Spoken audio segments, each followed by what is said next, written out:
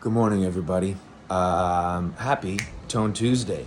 We're going to get on to Tone Tuesday, but first, there's a couple of things that need to happen for any of this stuff. One of those is coffees. And the other is saying hello to the Joey boys.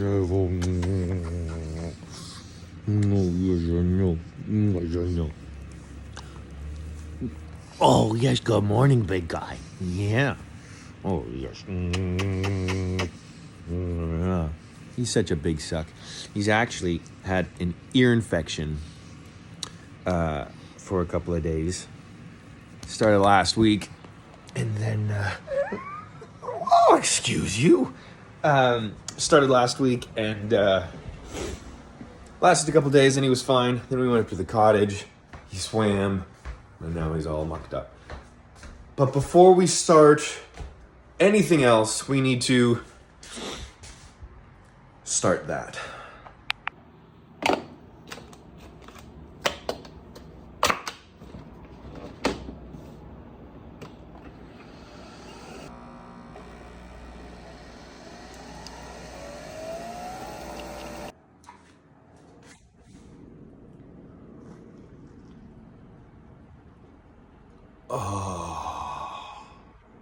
All right, let's go to the board. Okay, so last week we talked about utility pedals. And I know it's not the best term for it because we talked about power supplies and switchers and all that type of stuff, but I thought I would show you what my pedal board looks like currently to give you a bit more of an idea on what I mean by investing in utility pedals and all that stuff to get greater tone. Okay, so here is the pedal board. So here's kind of what I'm talking about. This is the switcher or the loop switcher I was talking about.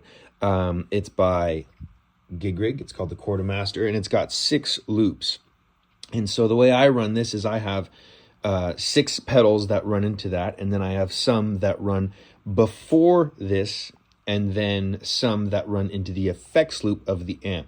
But you're looking at that and you're going, holy smokes, okay, that looks pretty intense. That's not the intense part. This is the intense part.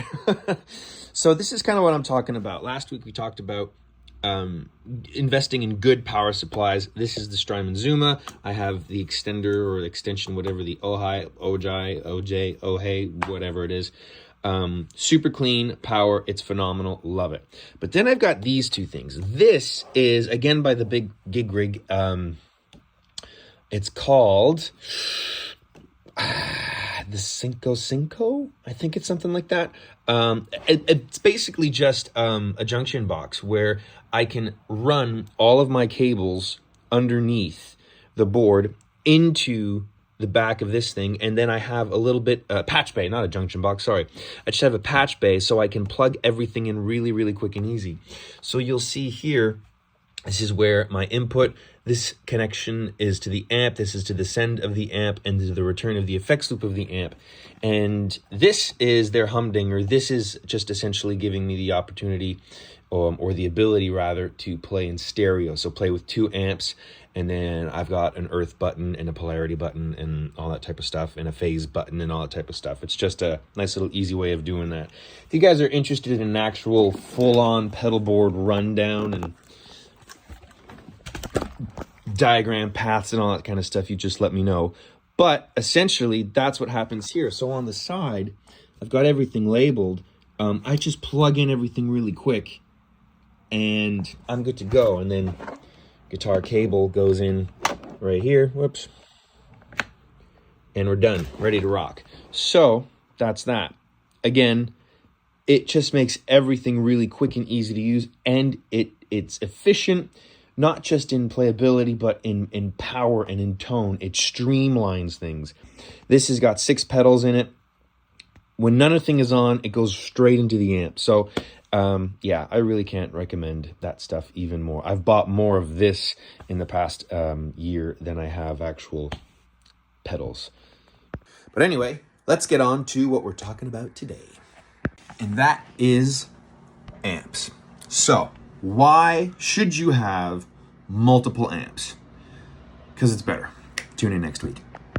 I'm just kidding. So let me run you through my amp collection, or at least what I have in this room. So this is a Victory V30. This is the one I've been playing all year. So if any of the videos that you've seen I've posted on Facebook or otherwise, that's what you're hearing. I also have a Victory V40. I have a Mesa Boogie 525 Express Plus. I have a Boss Katana Mark II, and I have this old thing, which is a Seriatone Overtone Special. It's basically a Dumble amp or a Dumble clone. And then that thing right there, that yellow box, is an old Fender Blues Deluxe. Now, why on earth do you need so many amps? Well, there's actually a pretty good reason. So basically, it all comes down to having multiple watt selections. Because I'm a firm believer, if depending on what the gig is, how big the room is, what the requirements for that gig are, you're gonna need a different amp. So, for example, the two Victory amps are both 42 watt amps, but they each have a low power mode, which cuts the amp down to 7 watts. The Overtone Special, the Dumble-esque thing, is a 50 watt amp. The Mesa Boogie amp is a 5, 15, and 25 watt amp. The Boss amp is a 5, 25, or 50 watt amp, and the Fender is a 40 watt amp. Now there's a lot of repetition there, but different amps, different sounds. But the idea being they have one thing in common, or at least the majority of them do, they have lower wattage modes. Now, here's why you would need that, or may need that. If you play in a band that uses in-ears, or you're playing in a really small room, or you teach in a small room, if you turn the amp up on its high power mode, you're rocking all 50 or 100 watts, you can't get that thing to 1. And here's why that sucks. If you can't get the amp to the point where it's working a little bit, you've got the tubes that are actually warming up, you're not going to get the real sound of what that amp sounds like. So if you have an available low power switch, now what happens is instead of using all 42 watts of this amp, I'm using 7, which means I can drive and make this amp work harder and get that awesome tone we all want. Now, if you're playing a huge stage and you need to fill up a room, maybe you're outdoors or doing something like that, then what happens is if you take that 7 watt amp, put that on stage, you're not going to hear yourself at all because, well, if the amp's far back, you're probably not going to hear it where you're standing on stage. That's when you would come up to the high power mode. There we go. And do that. So what am I trying to say with all of this? I am trying to get you to experiment with different wattaged amps. Is that even a word? Anyway, if you've got a high watt amp, that's great. Go find a low watt amp. If you've got a low watt amp, go find a high watt amp. Play around with it. See what you might prefer. The end game is to have your amps be in their sweet spot. So if you're playing venues like I do, clubs, bars, smaller theaters, maybe something on the lower side is going to be better for you, but you still want some of that headroom. So not as low as 5 or 10 watts, but maybe somewhere in that 25 to 50 range. If you're playing anything bigger than that, where you're playing like 5,000 seat spots, then maybe 50 to 100. Experiment with some different sizes. Again, it's all about getting the amp in its sweet spot. Your pedals will work better. The playing will feel better. It's just a glorious thing. That's all I got for today. I hope you enjoyed. Let me know what you think. Let me know what amps you're running, what watts they might be at, and I will see you next week. Have a great week, everyone. Cheers. Hey, everyone. Me again. So I did film a second video or another video this morning talking more about note selections and those types of tones as opposed to gear stuff. If you're interested in seeing that video, I'm going to post today's Tone Tuesday video on my YouTube channel.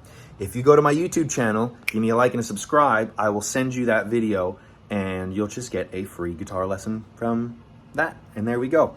Have a great day, everyone. Look at that beautiful weather. Get outside, enjoy it. Don't sleep like Chewy. He's lazy.